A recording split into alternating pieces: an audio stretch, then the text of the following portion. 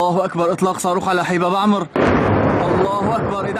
President Assad's forces still controlling Syrian airspace, rebels want the United States to give them the weapons they say they need to finish the fight.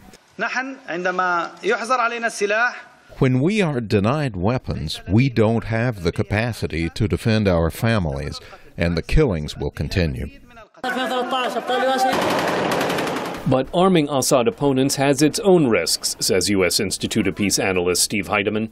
There continues to be concern about the political risks involved. If we should ever, even 20 years from now, read that the weapons provided by the United States played a role in an attack on Americans. Israel is also concerned about arming Syrian rebels. Although Syria under Bashar al-Assad has been an ally of Iran and of Hezbollah in Lebanon, the Israeli-Syrian border's been calm for years. There is concern in Israel, for example, that sending arms to the Syrian opposition will be equipping groups that could someday use them against Israel.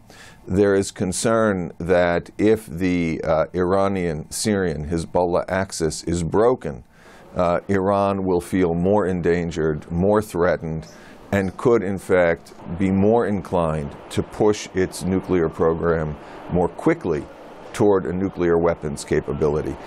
Israeli Prime Minister Benjamin Netanyahu does not believe U.S.-led sanctions will end Iran's nuclear threat, and Washington appears to have no leverage over President Mahmoud Ahmadinejad, says Johns Hopkins University professor Ruth Wedgwood. Some of this may be Ahmadinejad trying to enhance his own national stature because he's not as well liked as before within Iran. But it's not a time when the U.S. appears to have any influence. Josh Earnest, a White House spokesman, says President Obama understands Israel's concerns. Israel's neighborhood, if you will, is undergoing a pretty severe transition, and there's crisis.